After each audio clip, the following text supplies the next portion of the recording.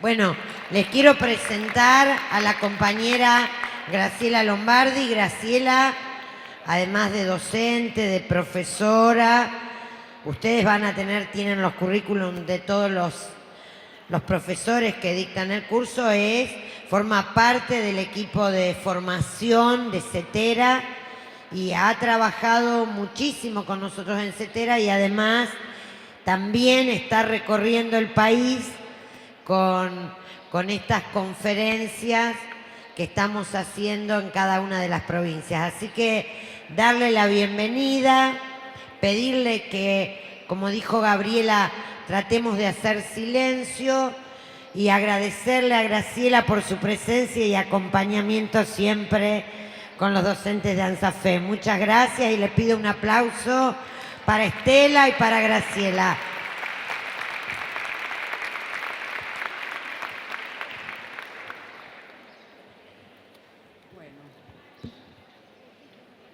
Hola, ¿se escucha?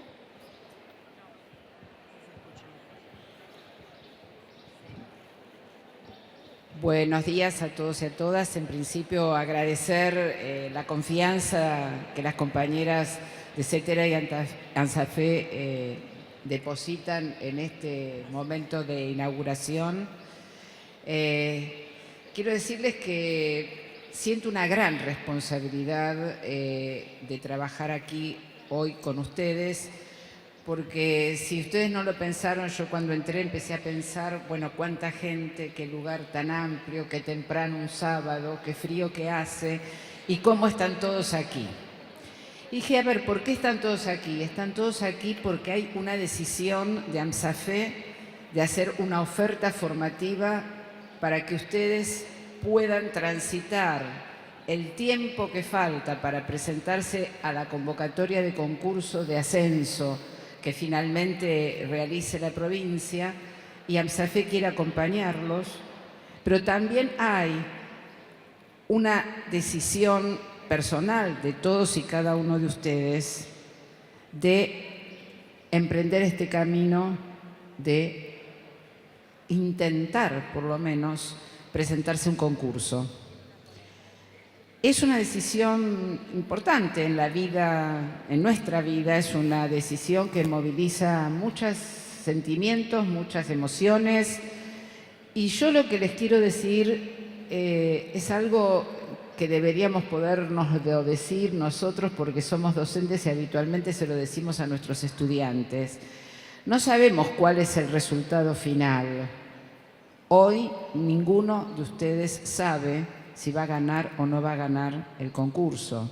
Es más, todavía ni siquiera sabemos demasiado cómo será ese concurso.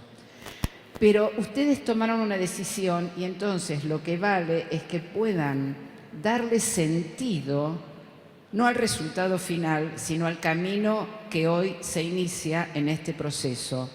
Sea cual fuere la decisión o el resultado final, la decisión de quedarse, la decisión de presentarse, la decisión y el resultado de ganar el concurso. Lo que vale la pena es el camino, además.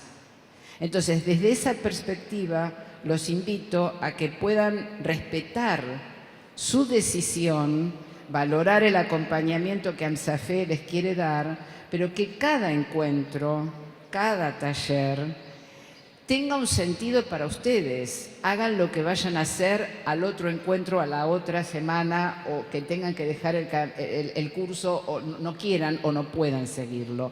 Por favor, piénselo en términos de este aprovechamiento y este sentido que solo cada uno de ustedes puede darle. Nuestra responsabilidad, yo decía que la siento muy profundamente, va a estar en que aquellas cosas que pongamos a disposición de ustedes, tanto en este formato de conferencia como en el formato del taller, haga que valga la pena y que tenga sentido este trayecto que ustedes están decidiendo iniciar en el día de hoy. Así que esa es la parte que nos toca a conferencistas y a talleristas o a coordinadores de tutores. Las palabras a veces no, a mí la de conferencista no me gusta, a mí me gustaría decir que, bueno, soy una compañera que voy a hacer el esfuerzo de pensar junto con ustedes y pensar junto con algunos autores que han escrito sobre temas que vamos a transitar en el día de hoy y que me voy a abstraer de que son miles y que voy a decir, bueno, estoy pensando que hablo con todos y cada uno de ustedes, aunque muchos de ustedes no me vean y a pesar de que yo a algunos de ustedes los vea muy borrosamente, sobre todo por los anteojos que no me funcionan bien. Pero bueno, dicho esto, quiero ponerlos en tema. Ustedes en la carpeta tienen una fotocopia de un PowerPoint que tiene las diapositivas impresas de A6. Esto es una decisión que con mucho criterio tomaron las compañeras organizadoras porque la luminosidad de este espacio haría absurdo que yo estuviera pasando un PowerPoint. Así que voy a tratar de respetar el orden de las diapositivas porque ustedes las tienen impresas y yo no las voy a poder cambiar. O sea que estoy esclava de lo que decidí que iba a trabajar con ustedes. Que cuando uno tiene el PowerPoint puede cambiar el orden, puede agregar cosas, pero voy a estar un poco esclava a respetar lo que ustedes tienen en sus carpetas.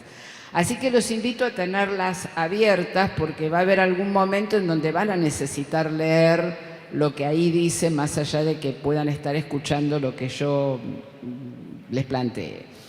El eje de esta primer eje de trabajo lo hemos titulado Directores, Escuela y Conocimiento. El director es en plural, no, lo digo porque después a veces se nos escapa y vamos a hablar del director en singular.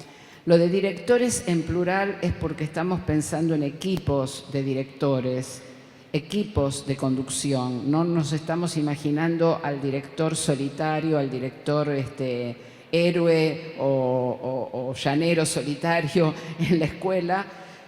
Y de partida no puedo preguntarlo porque nos llevaría mucho tiempo, pero sé que varios de ustedes ya deben estar en algún rol directivo, de manera interina, de manera provisoria, o son vicedirectores titulares que aspiran a ser directores concursados. En fin, hay muchas cosas que muchos de ustedes ya transitan.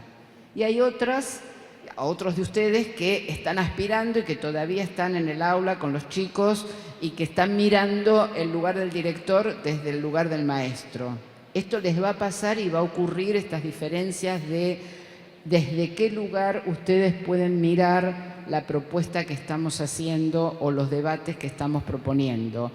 Y va a estar presente todo el tiempo, porque van a darse cuenta que en los grupos los que ya están ocupando el cargo directivo van a mirar de una manera algunos temas y los que están todavía en el aula la van a mirar de otra. Yo les digo que esto es importante que lo valoren también, porque es una especie de impensable o no provocada situación típica de lo que ocurre en la escuela. Cuando algunos estamos en las aulas, nuestro lugar de trabajo es el aula, y otros estamos en la secretaría, la dirección, etc. Vemos la realidad desde esos lugares y ustedes van a tener la oportunidad de estar juntos y de analizar bibliografía, conocimiento, pero también situaciones concretas desde ese lugar. La última cosa que quiero decir en términos generales es que va a haber lecturas bibliográficas, ya lo anticiparon Sonia y Gaby, que es importante que nosotros leamos y conceptualicemos, pero yo quiero decir algo en esta primera reunión. En un curso, en un proceso, en un trayecto formativo de trabajadores de la educación, nunca el conocimiento que les vamos a dar, la bibliografía que les vayamos a proponer, tiene sentido porque es importante el autor o tiene sentido para saber o acumular más información a propósito de lo que otros dicen.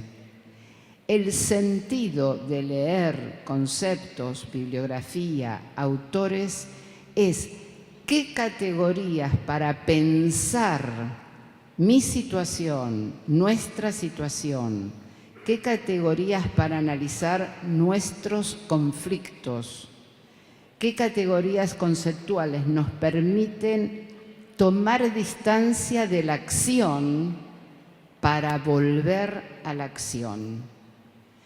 En un trayecto formativo de trabajadores en ejercicio de la tarea y del trabajo docente, no existe la posibilidad de que aprendamos para acumular conocimiento. Yo creo que no existe en ningún lugar, en ningún momento de la vida, que uno lea para acumular conocimiento porque sí. Uno lee por placer o lee para pensar y piensa para hacer.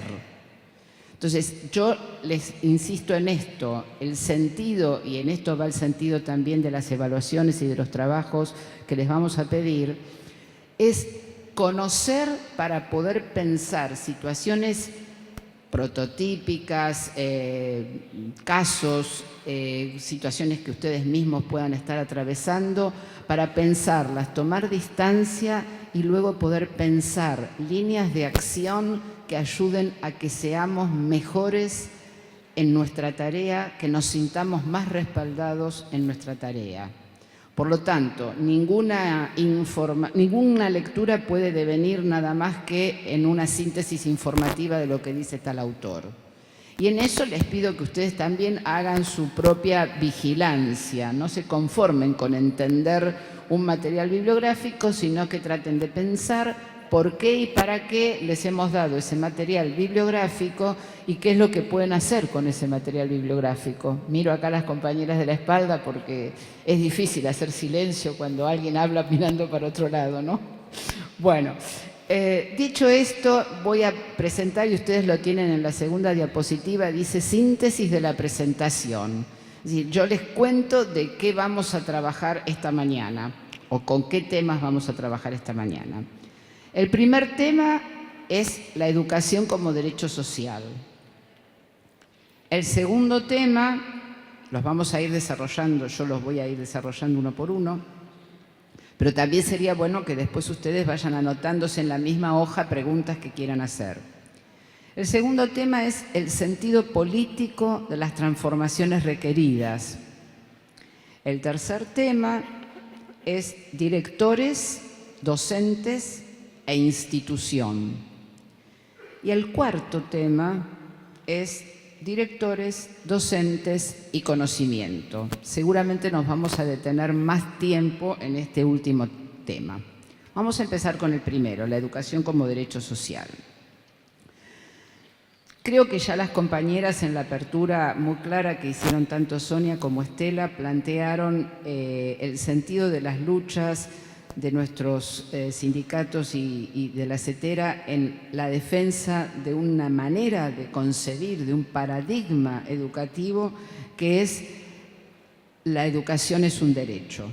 Venimos de tiempos en los que nos habían asimilado hasta en el lenguaje a que nosotros éramos servidores, que atendíamos clientes y que por lo tanto ser educador era más o menos lo mismo que ser una telefónica o que ser una compañía de transporte.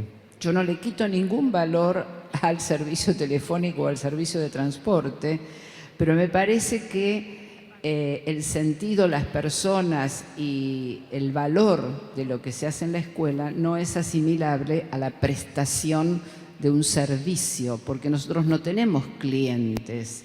Tenemos estudiantes a los cuales tenemos que acompañar en una trayectoria formativa que tiene un sentido político por esencia. Como venimos de esos tiempos y gracias a la resistencia y a las luchas llevadas en todos esos tiempos, hoy nos encontramos frente a una ley que, como muy bien planteaba Estela, consagra que la educación es un derecho social en todos sus artículos, entre otras cosas porque, como también dijo Estela, muchos de esos artículos fueron letra escrita por los compañeros de los sindicatos de base a lo largo y a lo ancho del país. Hemos luchado para que esto sea así. Puedo decir que nos encontramos frente a un escenario novedoso respecto de lo que teníamos en los 90. quizás no novedoso en la historia de la educación, pero sí respecto de lo que fueron las políticas neoliberales. Yo digo acá que la Ley Nacional de Educación y las normativas federales producidas a partir de su sanción en el 2006 han plasmado el paradigma de la educación como derecho social de todas y todos. Uno puede decir, bueno, esto ya lo dijimos muchas veces, ya lo conocemos, ¿qué tiene de nuevo? Bueno, la intención es que podamos mirar lo que hacemos cotidianamente en las escuelas, tanto los maestros como los directores, teniendo este eje principal y esta pregunta principal frente a cada conflicto, frente a cada acción, frente a cada intervención, es preguntarnos, como si tuviéramos una especie de otro yo acá atrás o acá adentro, que diga, esta acción, este conflicto, esta manera de abordarlo, ¿tiene en cuenta el respeto al derecho de los niños de aprender? ¿Tiene en cuenta y garantiza las condiciones para que todos los chicos aprendan? ¿Esas condiciones están solo dentro de la escuela o están en otras condiciones que están afuera de la escuela? Bueno, ¿qué tendría que yo enlazar con ese afuera para que este derecho de este niño, de estos niños, de este grupo de niños, efectivamente se cumpla? Ténganlo como una especie de pregunta que les va a hacer mirar o a desnaturalizar algunos comentarios, algunas maneras de interpretar lo que pasa en las escuelas, que de tan naturalizado que está, no nos damos cuenta de que efectivamente puede ser atentatorio esa cultura, esa pauta, ese comentario, esa decisión, pueden ser atentatorios del derecho a los niños a aprender. Por mucho tiempo tuvimos que pelear para que los chicos estén adentro de la escuela. Tema que, por ejemplo, con la extensión de la obligatoriedad de la educación secundaria, que es lo que yo digo ahí en la última parte de la viñeta, el reclamo es muy fuerte. No es el problema de este nivel, ni del inicial, ni perdón, no es el del primario, sí es el del inicial, que extiende la obligatoriedad a 5 años y que queremos que esa obligatoriedad se extienda a 4. Y ahí ya los problemas que aparecen para la conducción de las escuelas y para la tarea y el trabajo de los docentes es muy distinta cuando estamos incorporando a sectores de la población infantil o adolescente que antes podían o no estar en la escuela. Ustedes deben tener cientos de ejemplos de cómo la no obligatoriedad, por ejemplo, el de la sala de 3 y 4, genera que ningún director ni ninguna maestra se preocupe si una mamá decide no mandarlo por 15 días. A lo mejor ya ustedes se están preocupando, pero muchas veces, bueno, no es obligatorio. La mamá decide si lo manda o no lo manda. Cuando un nivel se hace obligatorio, ya deja de ser un tema de libertad de decisión de la familia. Si yo tengo jóvenes en la calle que están en edad de estar adentro de la escuela secundaria, no es solo un problema del joven o de su familia, sino que ya es un problema de la sociedad y de la escuela y del sistema escolar y de todas las otras organizaciones del Estado que tienen que ver con las políticas sociales. Entonces digo, lo novedoso es pensar que, digo, para la primaria, con una ley 1420 que estableció la obligatoriedad desde 1884, no es tan novedosa la obligatoriedad. Pero la pregunta que yo ahí les hago es, no es novedosa la obligatoriedad. Los chicos entran a la escuela. La pregunta es, ¿todos los que entran y están en la escuela aprenden? Esa es la pregunta. Porque el derecho nominativo, el ocupar un lugar, un asiento en el aula, que no tenga acompañado el aprendizaje que corresponde, es un derecho a medias. Tuvo derecho a estar en la escuela, pero no tuvo derecho a aprender. Así, digo, podríamos poner cientos de ejemplos que ustedes seguramente van a trabajar en los talleres.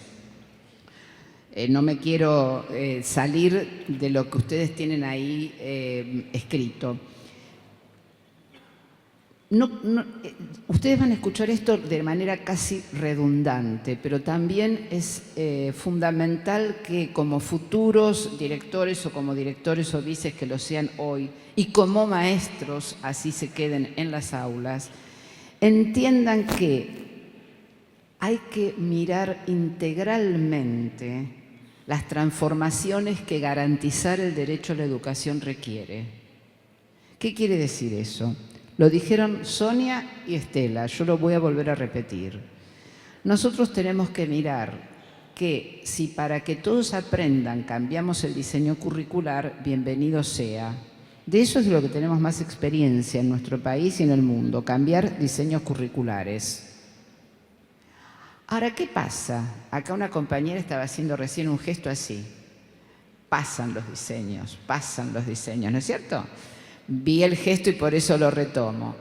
Pero no cambiaron otras cosas, con lo cual ese diseño tiene un pasar que no sabemos muy bien cuál es, qué es lo que cambió. ¿Por qué? Porque lo que no cambió es la organización institucional del propio sistema, de las escuelas y de los institutos. ¿Qué queremos decir con eso? Lo que no cambió es la manera de organizar el tiempo y el espacio adentro de la escuela. Es decir, siempre organizamos el tiempo escolar de la misma manera y usamos el espacio escolar de la misma manera. Y esto lo vamos a repensar. También es algo que tenemos que desnaturalizar. ¿Por qué no cambia y a ningún director se le ocurre cambiar la organización del uso del espacio? O son pocos los que lo hacen, o los que se animan tienen unos problemas terribles, o no podemos organizar de otra manera el tiempo escolar. ¿Saben por qué? Porque, y acá hay que decirlo, hay una especie de reconocimiento a la arquitectura muy perfecta que tuvo el proyecto liberal de la educación del siglo XIX, principios del XX. Ahí pensaron un modelo de currículum, un modelo de pedagogía, un modelo de escuela y un modelo de puesto de trabajo absolutamente solidarios los unos con los otros. Entonces, ¿qué pasa? Cambiamos, decimos, no, hay que ponerlos en grupos, hay que darle a cada chico su posibilidad. Recitamos constructivismo desde hace 30 años. Pero resulta que nuestro puesto de trabajo tiene el mismo formato desde hace 100. Entonces, ¿en qué tiempos la maestra se desdobla? Bueno, hemos hecho parches en esa historia, pero no está reconocido como parte del trabajo docente que nosotros tengamos que tener tiempos diferentes para atender de diferentes maneras a chicos que necesitan procesos de aprendizaje de modos diferentes. Entonces, claro, inevitablemente la estructura organizacional y la estructura del puesto de trabajo no se han movido, no han cambiado, con lo cual terminamos haciendo esto con el currículum. Hacemos lo que podemos, transcurre el currículum, pero no cambiaron las otras cuestiones. Y yo a lo que las compañeras hoy de la mañana dijeron, le voy a agregar otra cosa que es casi inevitable desde el paradigma del derecho, es los modos de pautar las trayectorias de los estudiantes.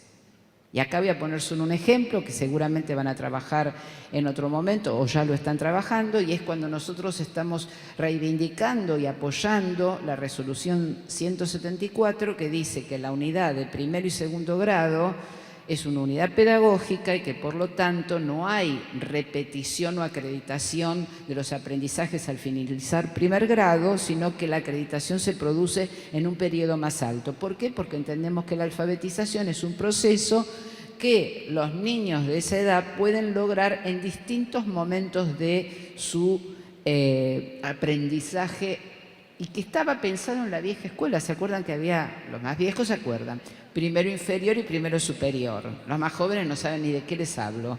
Pero cuando yo iba a la primaria, la escuela era de 6 grados, pero el primer grado duraba 2 años. Era primero inferior y primero superior.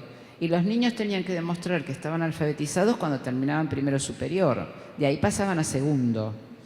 Era una vieja e intuitiva sabiduría de saber que los procesos de alfabetización son largos y que por lo tanto organizar el tiempo del aprendizaje y de la acreditación de ese modo daba más posibilidades a que todos puedan aprender.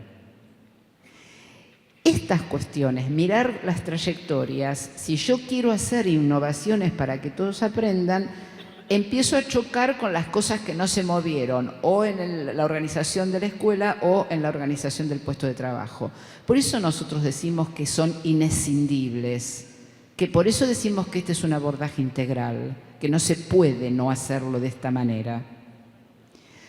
Lo vamos a seguir profundizando, pero el objeto de hoy era ver, bueno, ¿por qué estamos diciendo que hay un sentido político-pedagógico en las transformaciones que se requieren?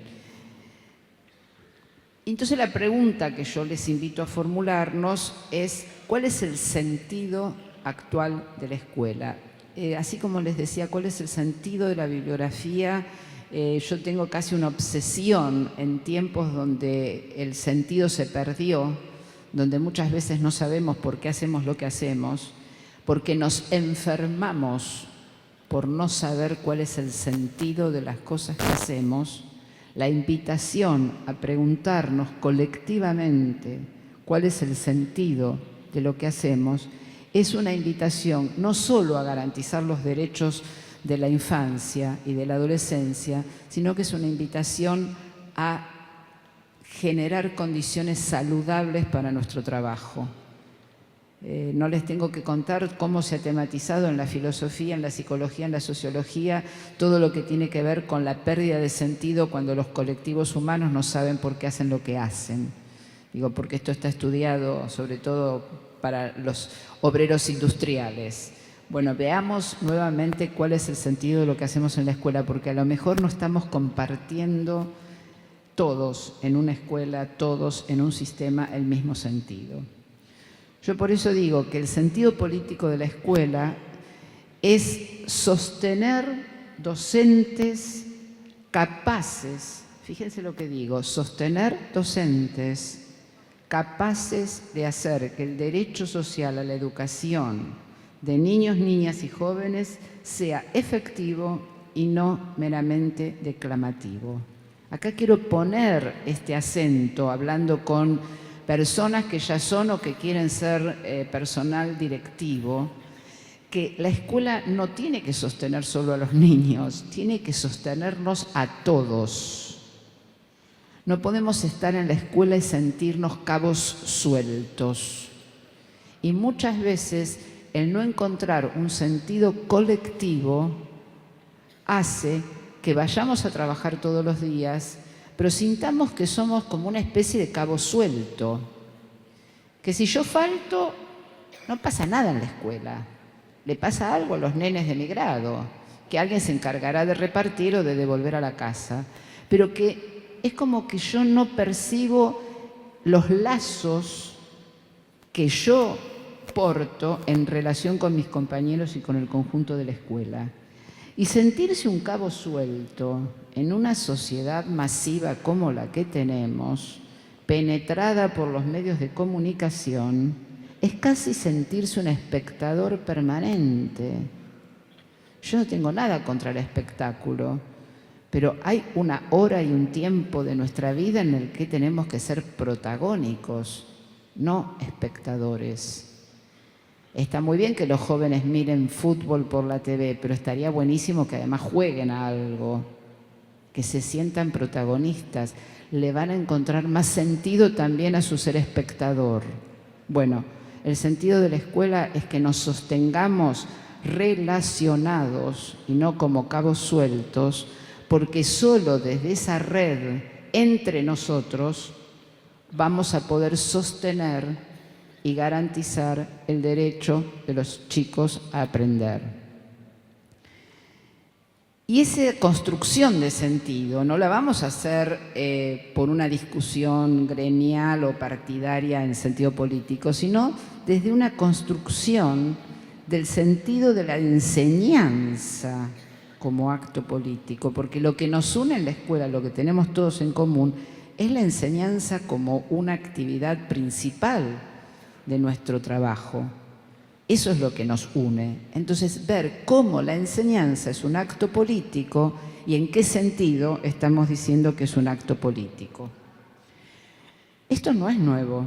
Desde los orígenes del sistema escolar, de Sarmiento para acá, la escuela siempre tuvo, y la enseñanza siempre tuvo, una finalidad política. Solo que hubo épocas como las de los últimos 30 años en donde, yo salvaría los últimos 7 u 8, en donde se ha perdido esa noción porque parece que las decisiones se toman en los escritorios técnicos. El sentido que históricamente siempre tuvo la escuela es la construcción de lo común.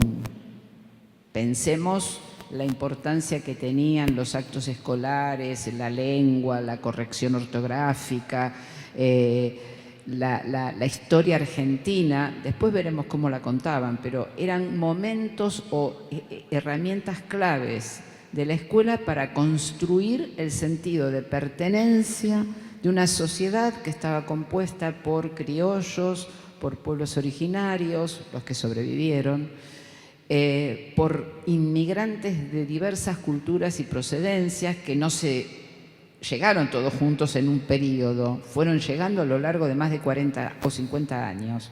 Entonces la escuela argentina y sobre todo la primaria tuvo ese mandato importante de construir lo común. Pero lo hizo desde una concepción política, que era una concepción política liberal. ¿Cómo se concebía la construcción de lo común a fines del siglo XIX y en el siglo XX?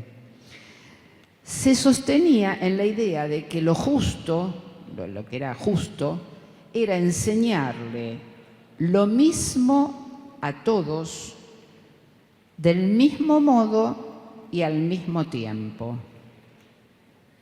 Lo mismo a todos, del mismo modo y al mismo tiempo. Esa es la escuela a la que fuimos nosotros. ¿Qué supuesto está por debajo de eso? El supuesto de que el sujeto alumno es homogéneo. La ilusión de que el guardapolvo blanco, que en términos sociales simbolizaba la igualdad, anulaba las diferencias. Y, digamos, nosotros podemos estar de acuerdo en que hay que plantear la igualdad y que el guardapolvo fue igualador en un montón de sentidos, pero que abajo de los guardapolvos subsistían personas con historias diferentes, trayectorias diferentes, aun cuando hubiera un pacto social, un pacto societal, donde todos aceptaban que estaba bien y era justo que se le diera lo mismo a todos, al mismo tiempo y de la misma manera. Ahora, todos nosotros sabemos lo que pasaba antes y ahora.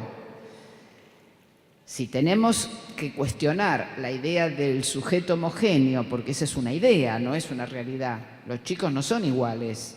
La idea de igualdad, de homogeneidad, estaba en la cabeza pedagógica de Sarmiento y de todo lo que siguió después, pero los niños no son iguales. Entonces, si nosotros partimos de poner en cuestión la idea de un sujeto homogéneo, no vamos a tener como resultado que si hay sujetos diferentes, la idea de homogeneidad dio por resultado que teniendo sujetos diferentes adentro de la escuela y a pesar del guardapolvo blanco, algunos chicos inician la escuela, aprenden, terminan y obtienen su certificado.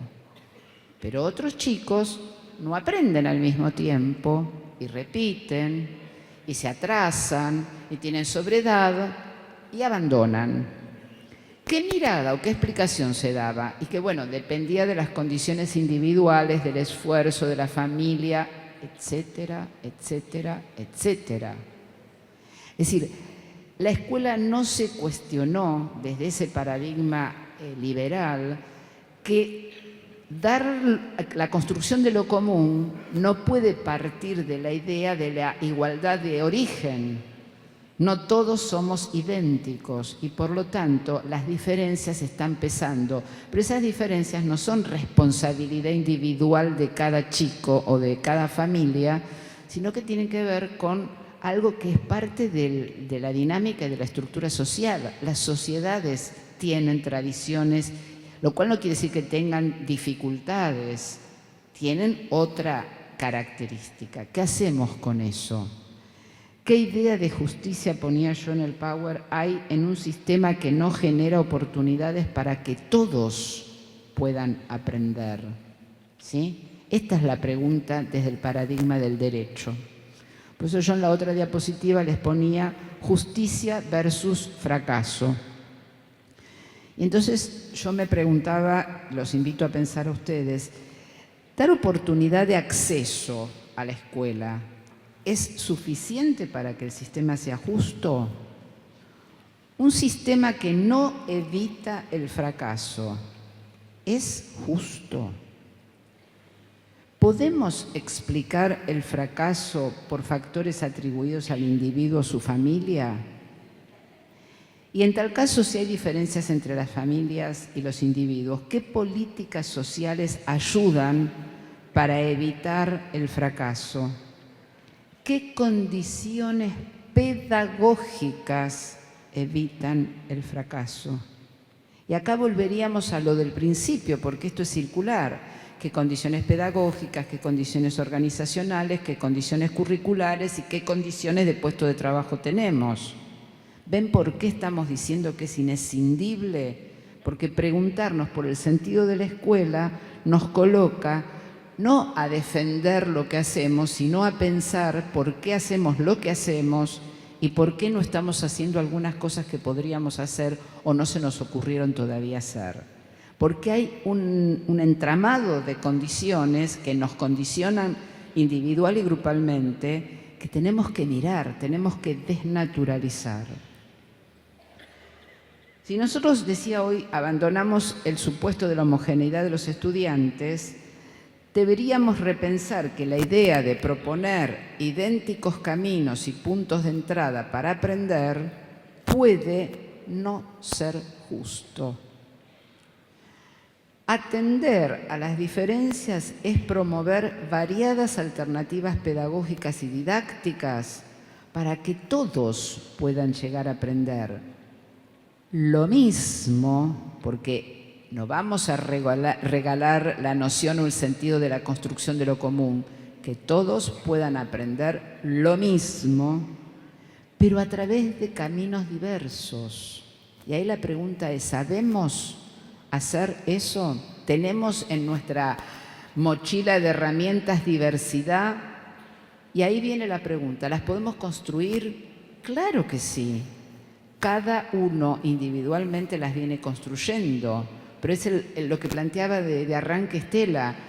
Cuando sistematizamos esas cosas que inventamos en el aula, pero que luego no tenemos tiempo de producirlas por escrito o sistematizadas y circularlas, que inventarlas inventamos siempre, porque ante la angustia que nos genera un niño que no puede aprender, seguro que estamos inventando algo.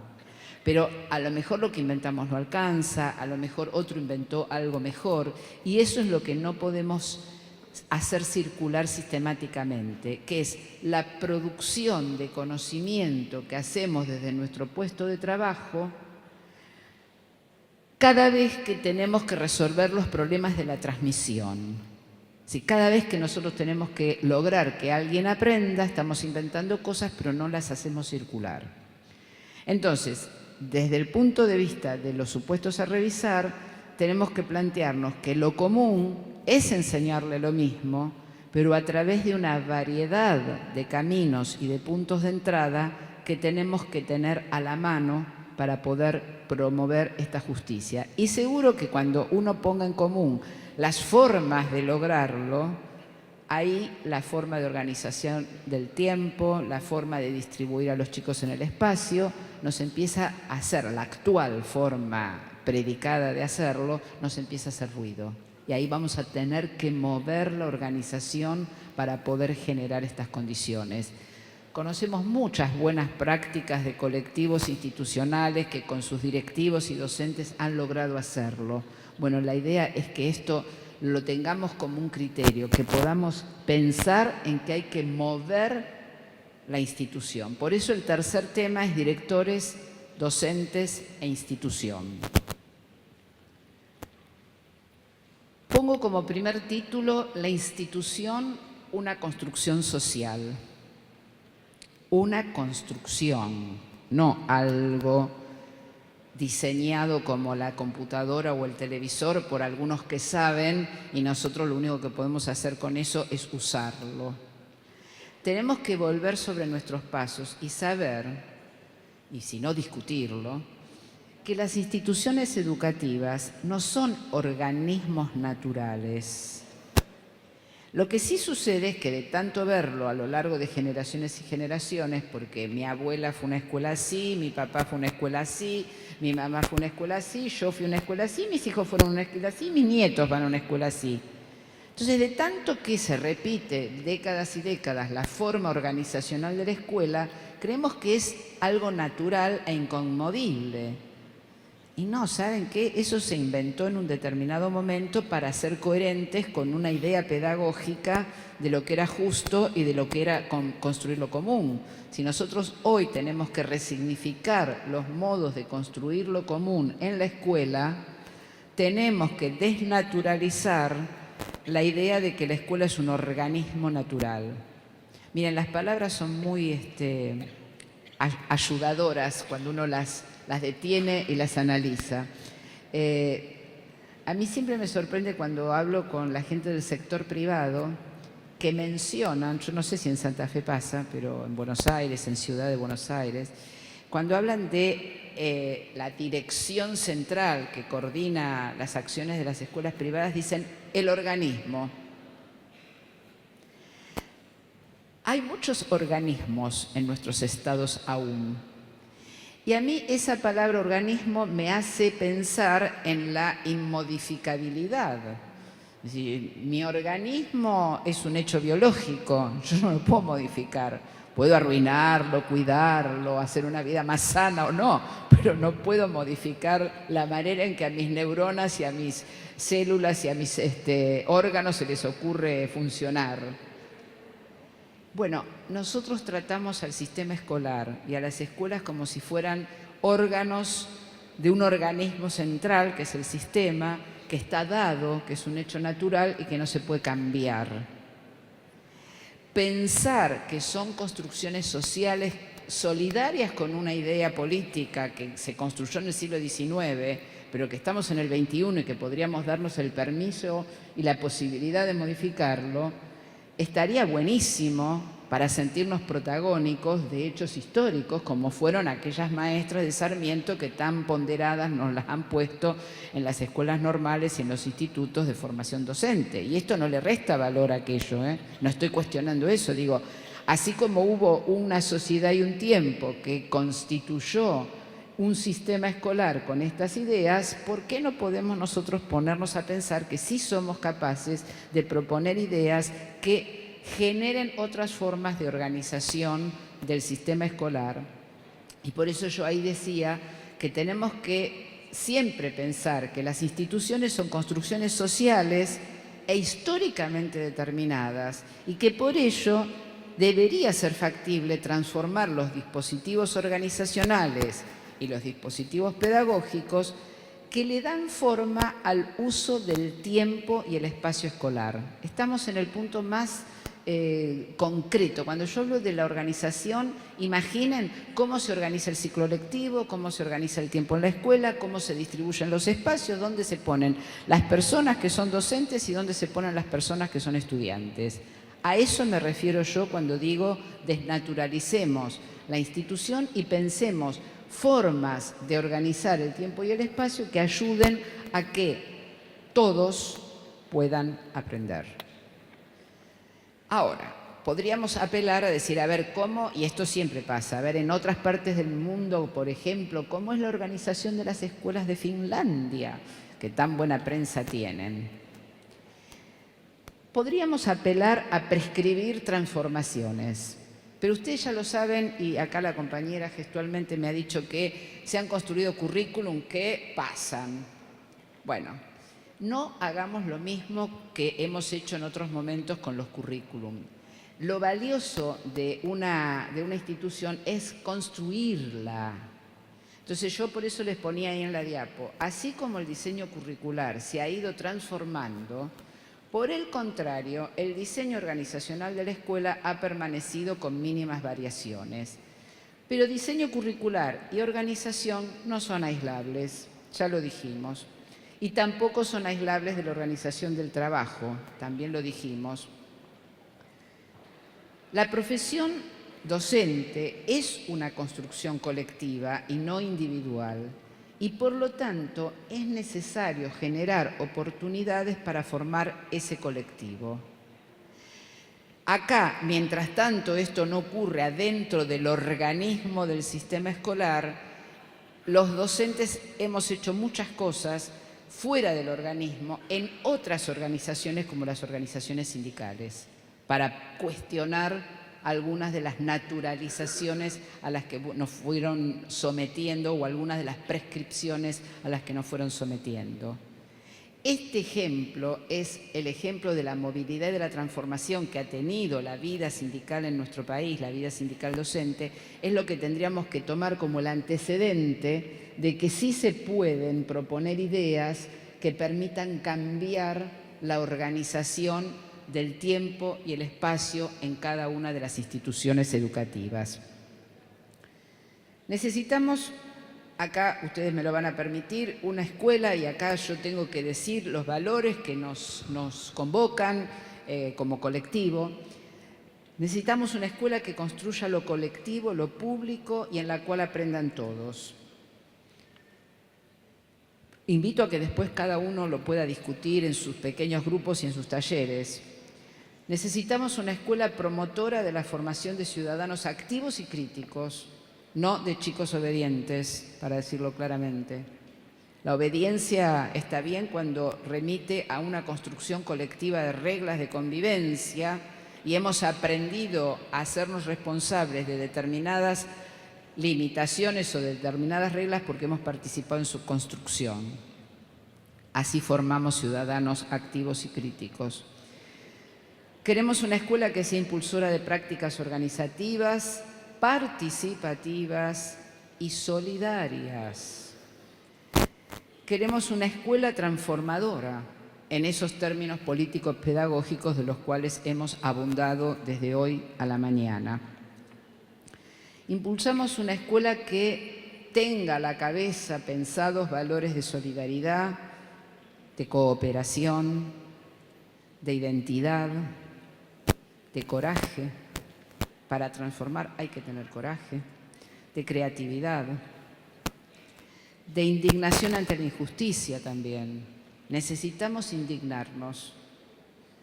Yo quiero decir que ayer estuvimos trabajando con los tutores y que quiero compartir una gran satisfacción que tuve porque en una situación de un caso que estábamos analizando, muchas compañeras dijeron que estaban indignadas porque en una parte del caso decía que el niño de segundo grado estaba más contento en ir a trabajar que en ir a la escuela. Y ellas se indignaron.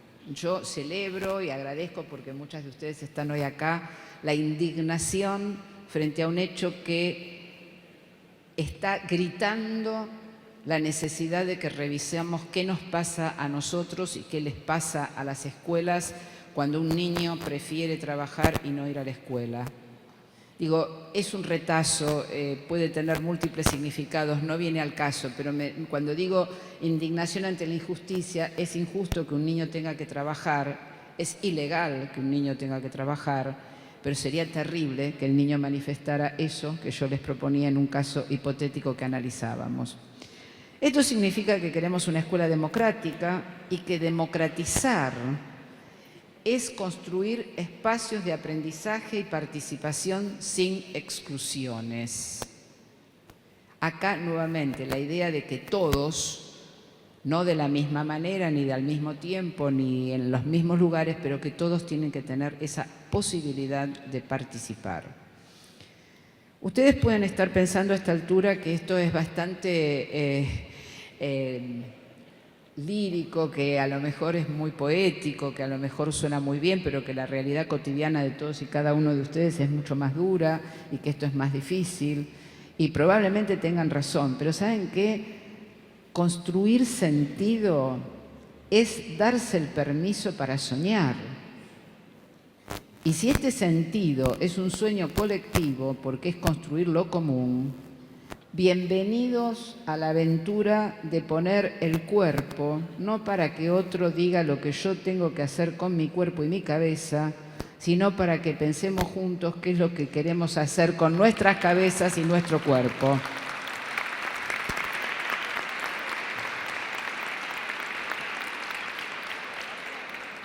Gracias. Me encanta poderlo compartir porque siento que nos estamos comunicando. ¿Qué les proponemos en este curso? Justamente, problematizar el lugar del conocimiento. Es decir, no pensar que el conocimiento, y lo vamos a trabajar más adelante, más lentamente, es mero dato. Les vamos a proponer repensar el vínculo pedagógico con los alumnos. Les vamos a proponer revisitar los modos de mirar, pensar e intervenir en la relación con los grupos familiares. Fíjense todo lo que pongo. Revisitar los modos de mirar, pensar e intervenir en la relación con los grupos familiares. Y no ponemos familias, porque hoy familia en singular no significa nada. Hay grupos familiares muy diversos, seguramente diferentes de nuestros propios grupos familiares, a los cuales tenemos que mirar con el respeto de lo distinto y no con el dedo valorativo de lo diferente, pero no del mismo valor que el mío. Hoy una sociedad como la Argentina y como las sociedades de este tiempo que empiezan a contagiarse, que valoran, por ejemplo, el derecho al matrimonio igualitario, ya está generando una concepción de familias que no teníamos hace 15 años atrás.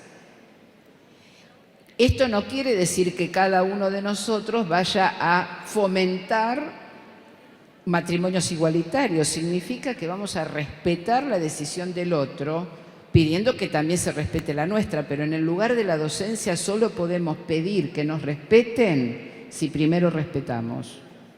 No hay modo. Es ejemplar lo que nosotros hacemos. Entonces, obviamente también les vamos a proponer en este curso construir nuevas conceptualizaciones teórico-prácticas sobre las escuelas que discutan esas conceptualizaciones, discutan las cosas impuestas o el pensamiento impuesto por el discurso hegemónico. Vamos a discutir ciertos discursos hegemónicos que nos han metido en la cabeza, que tenemos naturalizados y que un curso de colegas, de compañeros, que estamos todos en la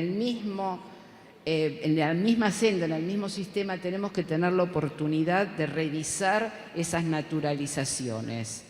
Eso de que acá siempre se hizo así, bueno, está bien, acá siempre se hizo así y eso es un dato, pero se puede hacer de otra manera. Busquemos juntos cuál es la manera. Vamos a decir que, y vuelvo a insistir con esto, cada vez que miremos las instituciones y el trabajo de los equipos directivos y de supervisión, no se olviden de hacerlo desde estas tres perspectivas que pusimos a jugar: la organización escolar, la organización curricular y la organización del trabajo. Y como consecuencia de eso, repensemos las trayectorias que le estamos proponiendo a nuestros alumnos pasar por adentro de la escuela. No, Gaby dice sí. Acá me parece muy bien.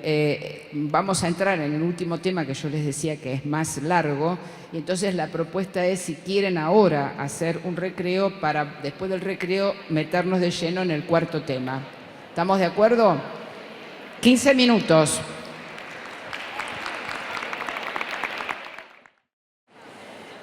Yo les propongo, para ir retomando la situación de pensar juntos, les propongo dos cosas. Una, que si hay preguntas de tipo organizativo que quieran formularle a Sonia o a Gaby, las vayan escribiendo en un papel. Si hay preguntas o reflexiones que quieran compartir conmigo, también las anoten en un papel o en otro papel, digo, para que los destinatarios podamos barajarlas y tenerlas. Y por la última cosa que les voy a pedir es que para ubicarnos en qué momento del desarrollo de las ideas que estamos tratando esta mañana estamos, busquen la diapositiva que dice 4 directores, docentes y conocimiento. Vamos a arrancar a partir de ahí. ¿Estamos? ¿Podemos largar? Bien.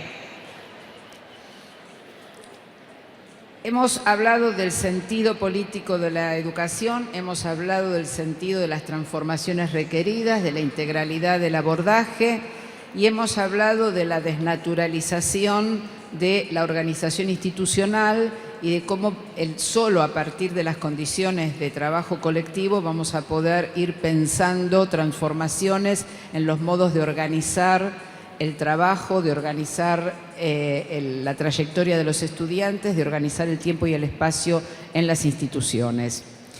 Pero digamos que el núcleo duro de la identidad de nuestro trabajo es la enseñanza, ese es el núcleo duro. Y eso indiscutiblemente nos pone en relación no solo con los estudiantes, sino que nos pone en relación con los estudiantes a través del conocimiento. Entonces, a mí me parece que en esta parte tenemos que ir a este concepto de cómo es ese vínculo docente-alumno-conocimiento, escuela, estudiantes y conocimientos, y que tendríamos que mirar desde el lugar de la conducción de una institución educativa, el conocimiento. Entonces, yo quiero largar con una pregunta un poco provocativa, que me parece que no salió porque estaba en rojo, en la fotocopia no salió, pero después del número 4, la pregunta que yo les hago es: los docentes, ¿promovemos comprensión o distribuimos información? Esa pregunta no es casual, la hago con toda la intencionalidad. Ah, sí, está, acá me muestran que está, sí. La hago con toda intencionalidad porque yo acuerdo con lo que plantea Flavia Terilli en el sentido de que nosotros transmitimos un saber que no producimos, porque el saber que transmitimos se produce en las áreas académicas de producción de conocimiento, pero que al mismo tiempo, y esto hoy lo dijimos mucho, producimos un saber que no sistematizamos. Entonces, las dos preguntas que cabría formularnos como colectivo de trabajadores docentes es qué debemos conocer acerca de lo que enseñamos. Y la otra, cómo sistematizar el saber que producimos. Serían como las dos caras de una misma moneda. Vamos a referirnos a la primera pregunta, ¿qué deben conocer? Pero para eso vamos a tratar de hacerlo a partir de un abordaje más concreto. Yo sé que no voy a poder escuchar a todos, imagino que nos vamos a ordenar y que vamos a poder, entre algunos, pensar la escena que viene. Ustedes la tienen ahí, pero yo la voy a leer porque a lo mejor está en letra muy pequeña y no la comprenden. Yo lo que he puesto es una viñeta de la inefable Mafalda, de un personaje que no sé si ustedes se acuerdan, Libertad, una niña pequeñita, tal como la vemos en el dibujito, que probablemente esté cursando primero o segundo grado de la primaria. La maestra dice: veamos los puntos cardinales. El sol sale por la mañana. Pero no, la mañana no es un punto cardinal. Ah, eso al sol no le importa. Él sale igual. Sí, bueno, ¿pero por dónde? Por la ventana del living. Eso visto desde tu casa. Y sí, a mi edad no tengo muchas posibilidades de amanecer en otro lado. Anda tu asiento, por favor. Lástima. Charlar con usted me fascina. Bueno, esta nota de humor, como diría Freud, todo chiste tiene algo de chiste, pero tiene algunas otras cosas que son los condimentos de la realidad. Yo quiero, a ver si me ayudan ordenadamente, levantan la mano y hablan en voz alta para contestar, que pensemos juntos qué es lo que realmente quiere enseñar la maestra. A ver, ¿qué quiere enseñar? Acá adelante dice puntos cardinales. Bien. ¿Eso quiere enseñar? Bien. ¿Estamos de acuerdo? Bien. La otra pregunta es, ¿qué otros temas están vinculados con puntos cardinales? A ver, levanten y hablen, porque si no, no puedo. ¿Con qué? Acá me dicen que ese tema puede estar vinculado con el movimiento de la Tierra. Bien, andamos bien. ¿Y si está relacionado con los movimientos de la Tierra, con qué otras cosas están relacionadas? Con los fenómenos, acá adelante me dicen del día, de la noche. ¿Qué más? ¿Algún otro contenido más?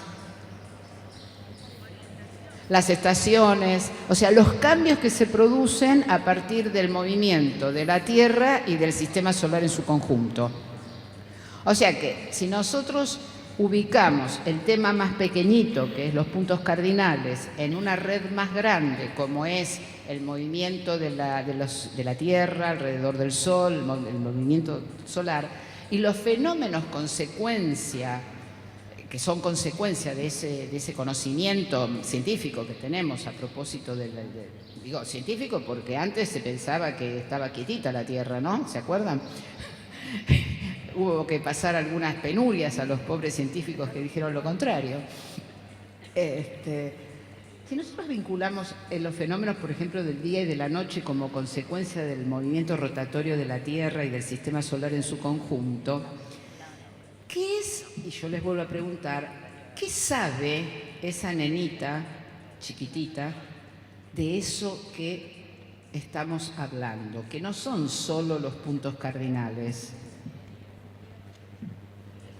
A ver, sabe lo que vive, sabe de la experiencia, muy bien, pero ¿qué sabe de la experiencia? Levanten la mano, a ver. Levante, señorita Josefina. Allá ya, mira. A ver, ¿qué? Fuerte. Sabe que sale a una determinada hora, que ella llama a la mañana. Uno podría decir que esa nena sabe que hay una regularidad temporal que se produce con un fenómeno, ella no sabe los fenómenos del día y de la noche, pero sabe que hay una regularidad temporal. El sol siempre sale por la mañana. Una regularidad espacial. Y acá Estela me aporta. Una regularidad espacial porque sale de la ventana del living. Correcto.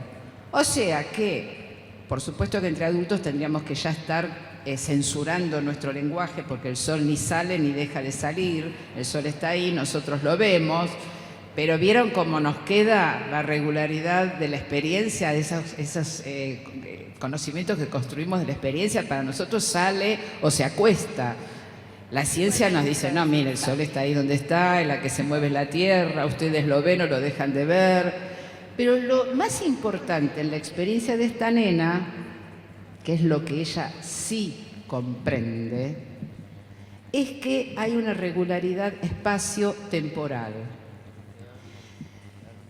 La maestra, si hubiera pensado más allá del pequeñito tema de los puntos cardinales, podría haber rescatado lo que sabe la nena y lo que saben los otros nenes, porque podría decir, para todos ustedes el sol sale por la mañana, y seguramente los nenes iban a decir que sí. ¿Y sale por la ventana del living de la Casa de Libertad? No, le voy a decir, el mío sale atrás de la cocina, el otro sale atrás del árbol del jardín, yo no lo veo salir, etcétera, etcétera. Hubiera podido poner los saberes construidos de la experiencia a circular y a contradecirse entre ellos. Aun cuando su objetivo fuera enseñar puntos cardinales como un criterio de orientación, para poder rescatar lo que los chicos construyen a partir de la experiencia, lo que los chicos construyen desde la intuición o la regularidad de la observación, es necesario ubicar los temas que enseñamos en una red más amplia de conocimientos, porque obviamente lo que uno enseña, el chico no lo sabe, porque si lo supiera no lo tendríamos que enseñar. Pero siempre saben algo relativo a eso que nosotros queremos darle un formato más científico, entre comillas, un formato menos intuitivo y que por lo tanto sea un formato más perdurable de conocimiento. Porque si esa nena se muda, no va a salir más por el living de la casa.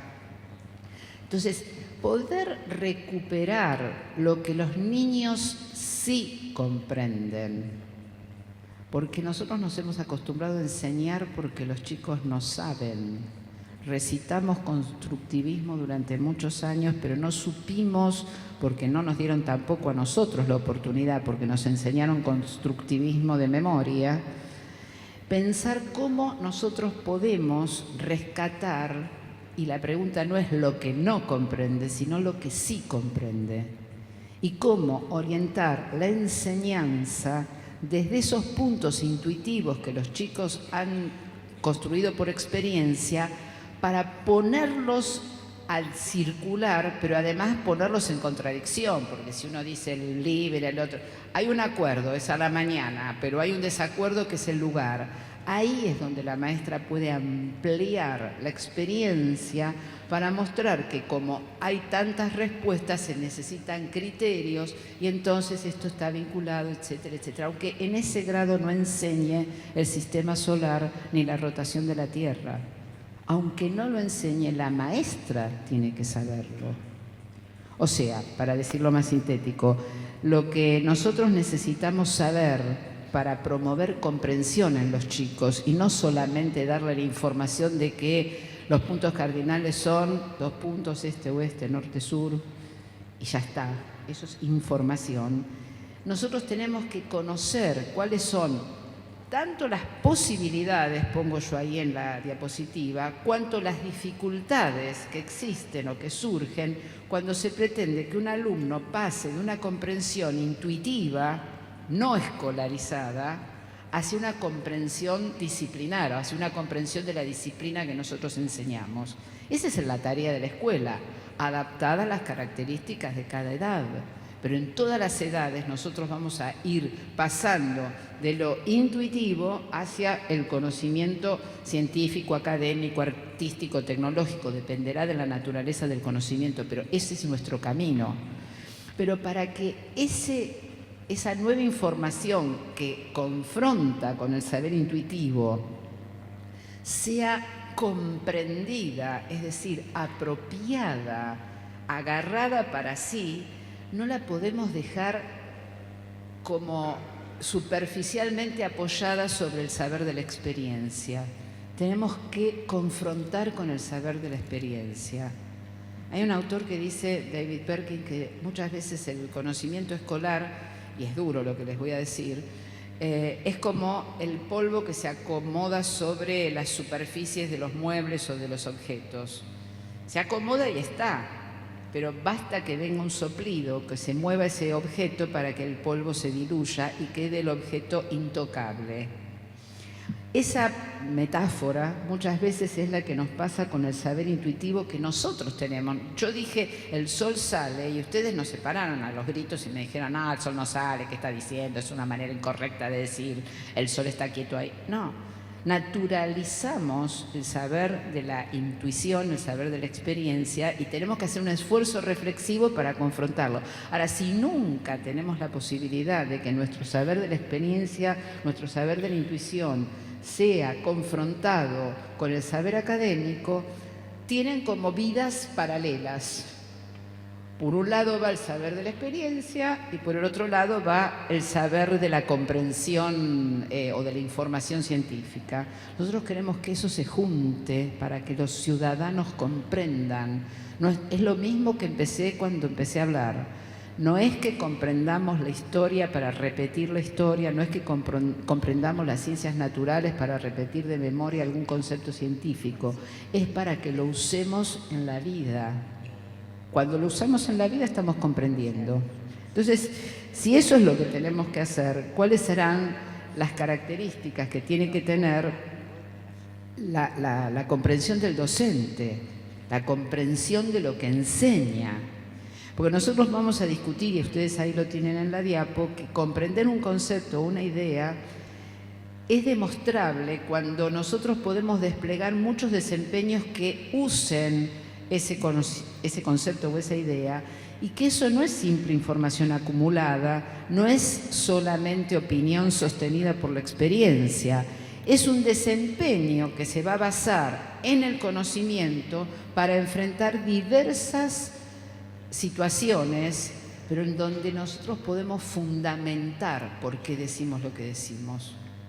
O sea, la diferencia entre repetir información y comprender algo es que cuando yo lo comprendo, esa información transformada en conocimiento, yo la puedo usar en situaciones reales para fundamentar o explicar o interpretar. Dependerá de la naturaleza del conocimiento. No todos los conocimientos se explican, algunos se interpretan, otros se demuestran haciendo, pero este sería ya entrar en un análisis más filosófico o epistemológico del conocimiento, que no es lo que yo voy a hacer acá.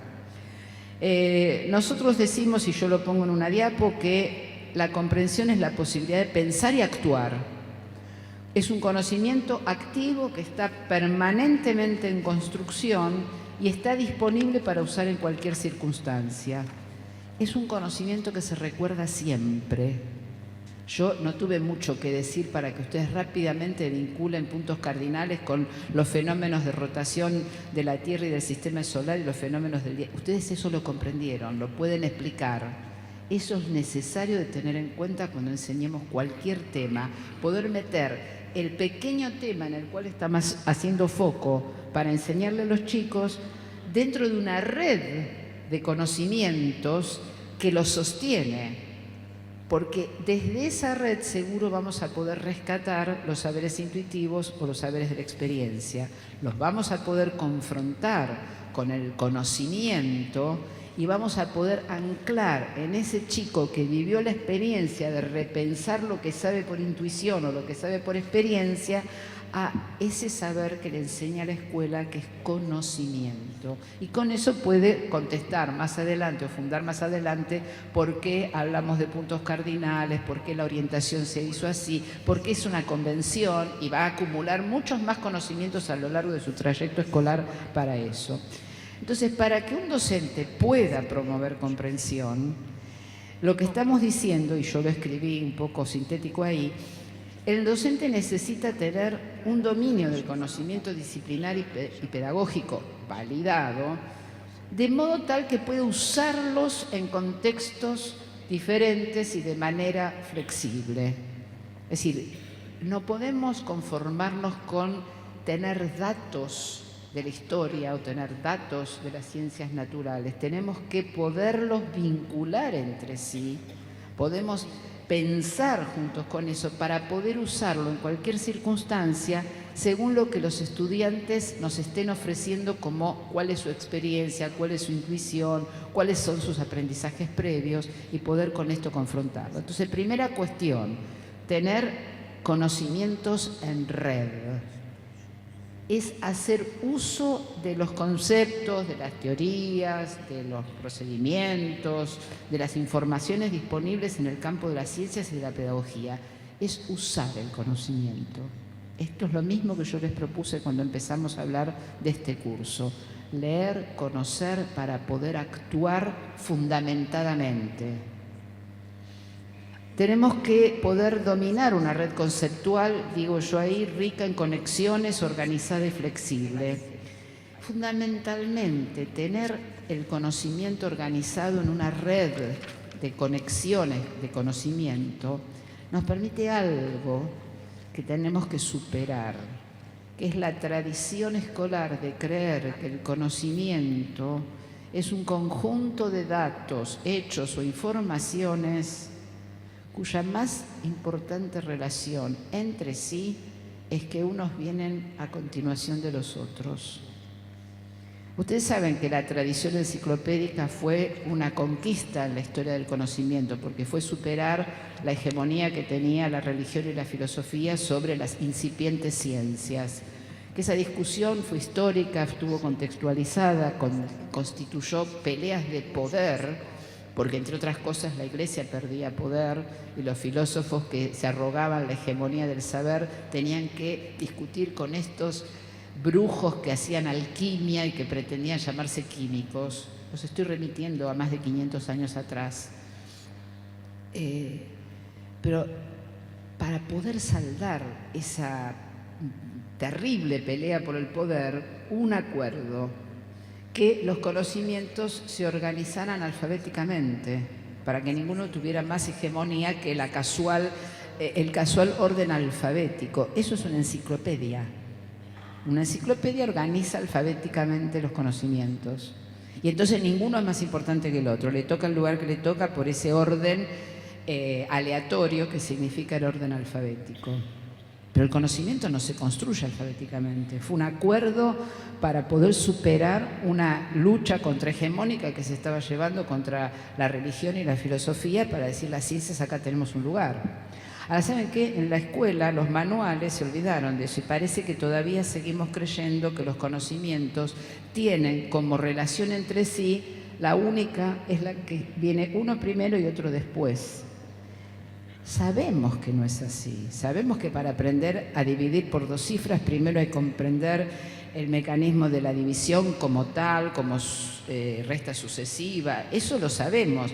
Pero muchas veces en nuestra palabra o en nuestra preocupación o en nuestra planificación decimos: no llego a terminar el programa porque me faltó, y siempre se nos quedan algunos conocimientos que a lo mejor eran más importantes que los primeros. Y eso tenemos que tomar decisiones fundamentadas. Cuando el tiempo no alcanza, y quiero decir, nunca el tiempo alcanza, siempre va a haber algo que interrumpa nuestras previsiones temporales, tenemos que tener un criterio de cuál es el conocimiento más importante, el concepto más importante, el procedimiento más importante que tenemos que enseñar cuando el tiempo nos apura, y eso lo podemos tomar como decisión si sabemos cuál es el lugar que ocupa en esa red más amplia de conocimientos que nosotros vamos a enseñar. Entonces, eso es un saber que, vamos a decir, cómo tenemos que conocer los contenidos de la enseñanza, de esta manera, organizados en red. Y esto ya es una manera de proponer, ustedes actuales o futuros directores, cómo vamos a partir en las planificaciones.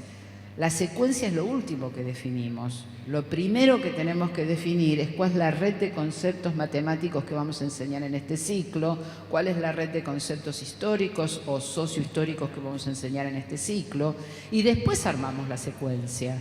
Pero primero en nuestra cabeza tiene que estar la red, porque eso nos permite, cuando ocurre un acontecimiento inesperado, cuando aparece un dato nuevo, cuando aparece un hecho nuevo, movernos por la red más rápidamente, alterando o modificando la secuencia que teníamos.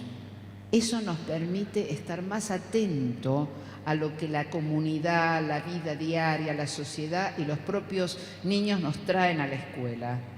Esa libertad de movernos rápidamente por la red y alterar la secuencia que teníamos planificada es algo que tiene que ver con ese saber pedagógico, que los buenos docentes lo hacemos. Es importante que sepamos por qué lo hacemos, y es importante que en la tarea de la planificación que hacemos siempre a principio de año le demos mucha importancia a ese momento, porque ayuda también a que los conocimientos disciplinares que tienen los docentes tengan una suerte de circulación y de complementariedad. Siempre hay un docente que sabe más de algo que otro y nos podemos aprender los unos de los otros. Eso también es trabajo colectivo. Eso es trabajo colectivo. Entonces, proponer que las planificaciones empiecen a hacerse con un primer momento de red conceptual es reapropiarnos de las normas curriculares. Siempre tenemos normas curriculares, pero reapropiémonos de esas prescripciones de esta manera. Y siempre va a haber algún vacío que vamos a tener que completar porque nos damos cuenta de que de este tema no sabemos tanto y seguramente cuando después vamos a hacer algún curso de formación continua vamos a saber qué demandar y no nos vamos a parar como simples espectadores para escuchar lo que otro pensó por nosotros que era importante para nosotros. Vamos a decir, en esta escuela necesitamos profundizar más el concepto de la división porque tenemos problemas para enseñar la división a los chicos. En esta escuela vamos a profundizar más el concepto de literatura y de enseñanza de la lengua escrita porque nuestros chicos fracasan. Pero antes de decir qué necesitamos, pongamos a circular lo que ya sabemos entre todos. Eso es trabajo colectivo. Ahora, ¿solamente tenemos que conocer los contenidos? No, porque sería una parte del conocimiento académico la que estamos haciendo circular. ¿Por qué? Porque los contenidos, los conceptos, las ideas, los corpus de conocimiento académico, artístico o tecnológico se han producido en la historia siguiendo determinados paradigmas, determinados modelos, determinados métodos. Es importante que el docente, además de saber qué es la división o qué es la suma o qué es la resta, sepa cómo se construye saber matemático. Además de saber datos de la historia, es importante que sepa cómo se construye en el campo de los historiadores el conocimiento histórico. ¿Saben por qué? Porque muchas veces nosotros no formamos historiadores o matemáticos, formamos ciudadanos. Pero muchas veces conocer la manera de producción del conocimiento que enseñamos nos ayuda para tomar decisiones didácticas más adecuadas. Saber, por ejemplo, que la ciencia experimental se produce a través de experimentos, saber que la ciencia social se produce a través de la interpretación de fuentes y datos, etcétera, etcétera, etcétera. Es importante que sepamos la naturaleza de los métodos que producen el conocimiento que enseñamos. Eso es tener en cuenta la dimensión del método con el que se produce el conocimiento a ser enseñado. ¿Alcanza con eso? No, yo tengo malas noticias para darles porque tenemos que saber más. También tenemos que saber cuál es el sentido o el propósito que orienta la producción de esos conocimientos en cada momento histórico. Tenemos que saber por qué los alquimistas pelearon el poder del conocimiento a la Iglesia o a la filosofía. Tenemos que saber por qué hoy se habla de tecnobiología o biología y tecnología en un solo paquete.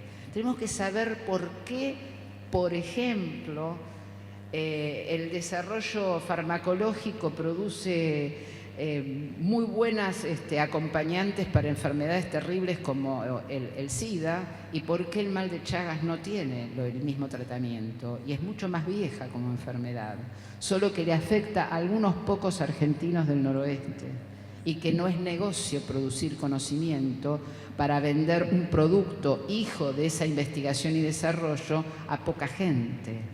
Entonces tenemos que saber que nunca la producción de conocimiento es neutral, nunca la producción de conocimiento está descontextualizada y que siempre el financiamiento de la producción de conocimiento tiene alguna intencionalidad.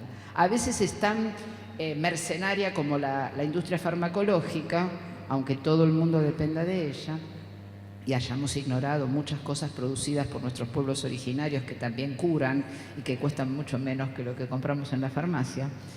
Pero digo, poniendo ese ejemplo mínimo, también tenemos que saber que toda producción del conocimiento se produce en un instante histórico que coagula intencionalidades de lucha social y de lucha política de distintos conglomerados humanos de distintos sectores de la población. Entonces, pensar el sentido y el propósito del conocimiento muchas veces es contar la historia de la producción del conocimiento. Y no hay nada más maravilloso para un joven, para un niño, que sentir que eso que aprende o eso que está discutiendo con su saber intuitivo es producto de una historia humana, de una historia colectiva humana. Eso atrapa porque nos pone como seres humanos en ese lugar protagónico.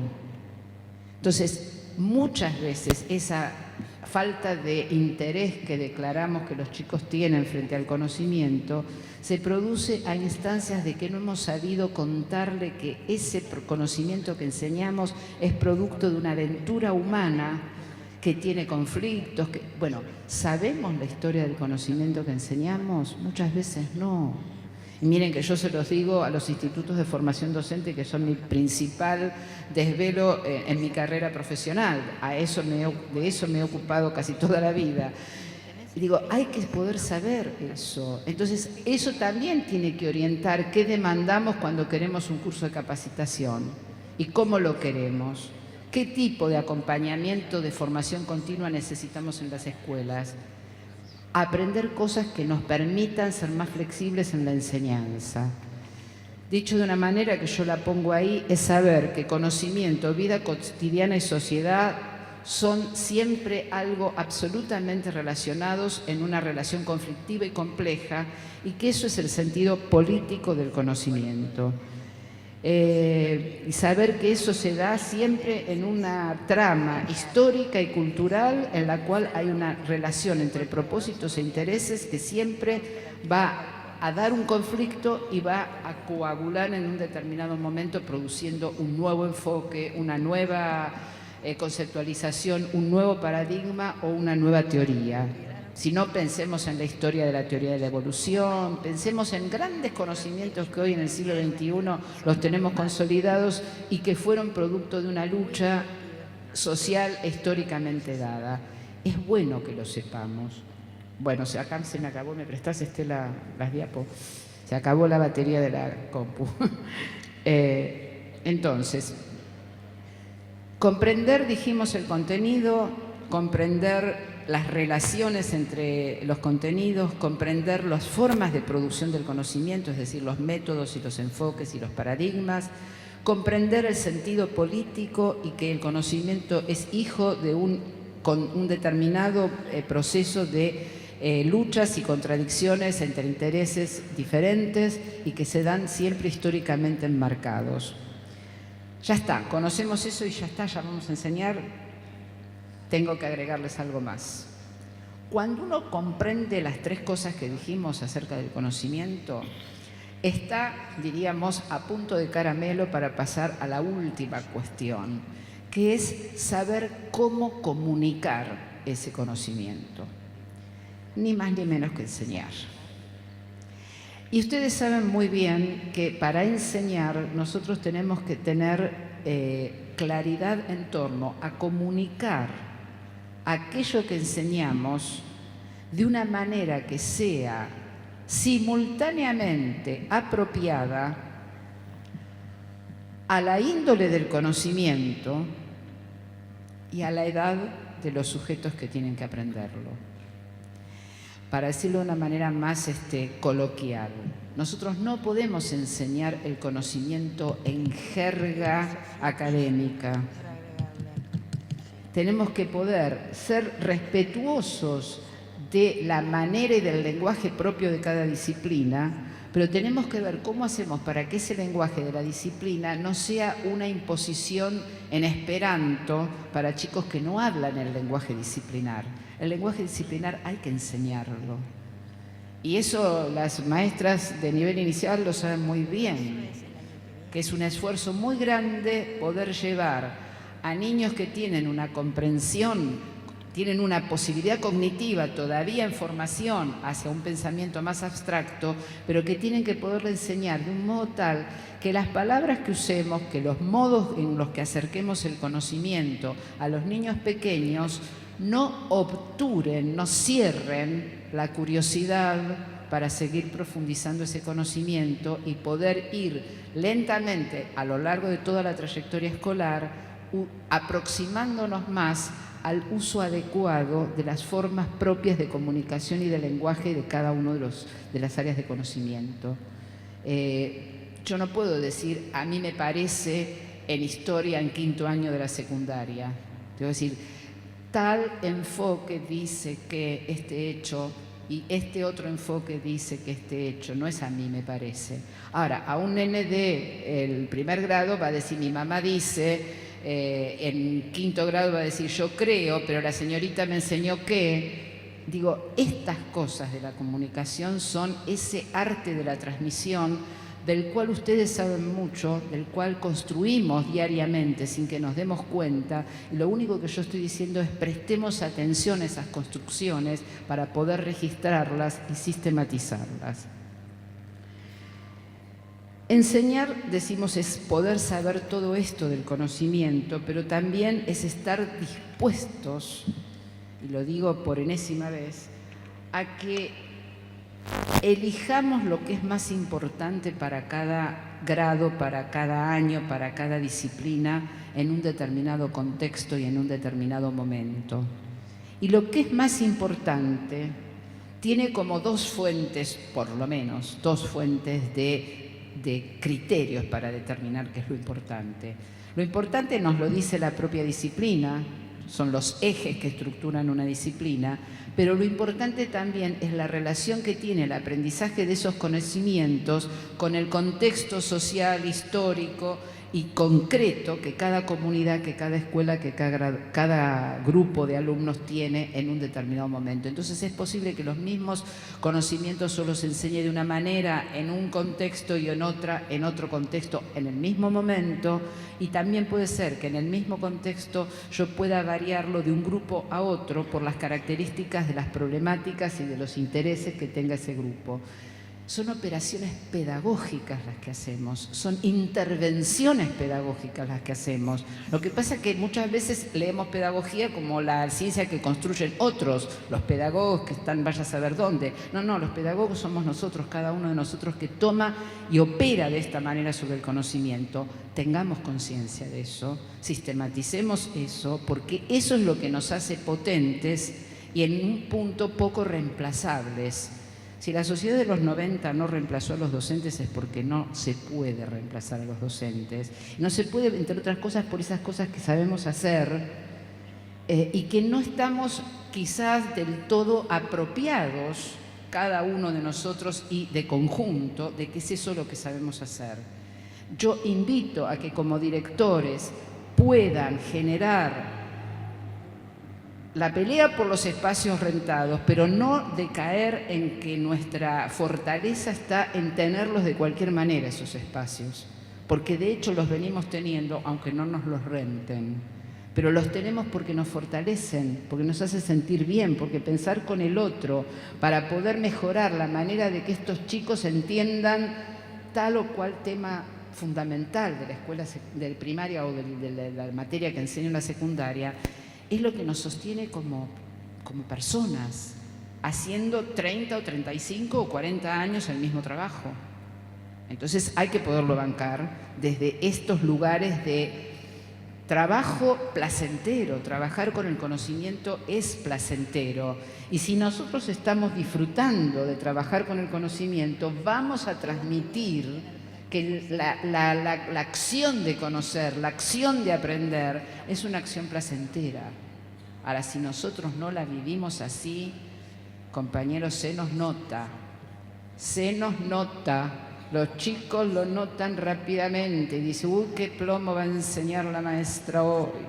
Sobre todo los más grandes. Pero los chiquitos también. Uno habla con los niñitos de 6 años.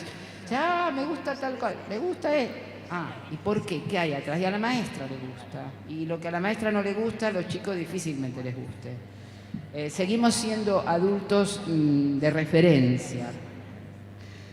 Todo esto supone que vamos a poder proponer diferentes vías de acceso al conocimiento, que no lo vamos a presentar de una única manera. Digo, yo hoy no pude desarrollar muchas intervenciones, en los talleres van a poder aproximarse muchas veces al mismo concepto de diferentes maneras. Yo hoy acá lo único que traje fue una historieta, que es un punto de entrada a pensar el conocimiento, porque tenía un formato de trabajo que no permitía más que estas licencias.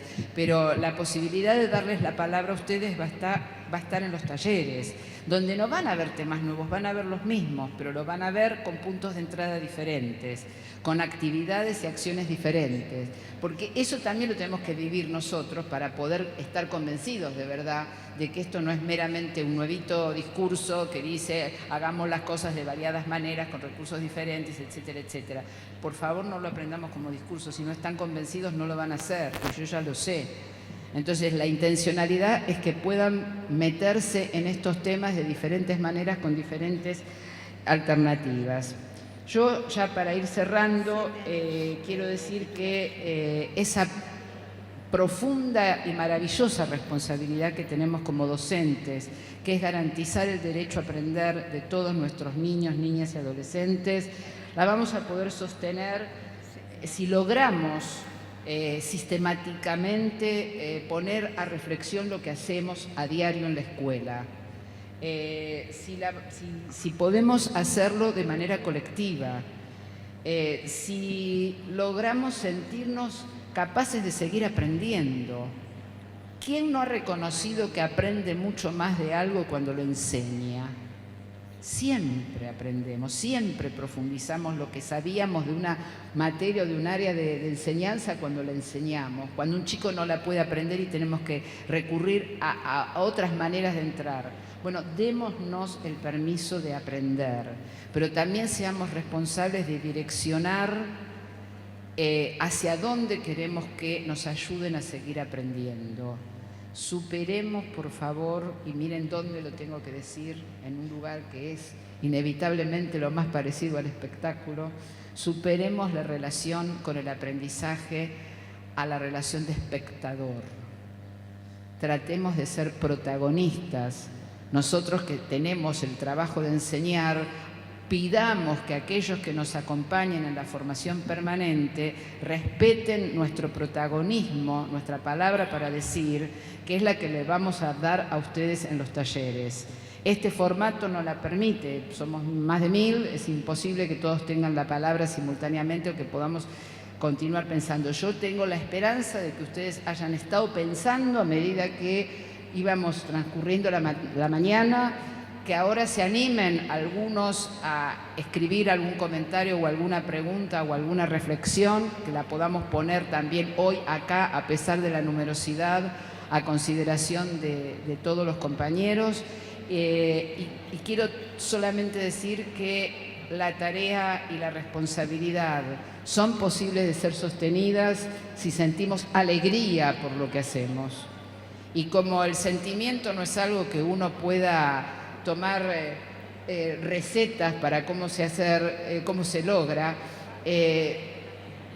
traten de vivir con alegría la oportunidad de aprender más sobre lo que ya saben, sobre lo que ya hacen, sobre lo que ya quieren, porque seguramente alguna cosita van a incrementar, alguna cosita van a incorporar y alguna cosita van a cambiar. Con ese espíritu les deseo el mejor de los trayectos en este curso de aquí a mayo y que puedan seguir pensando en los talleres.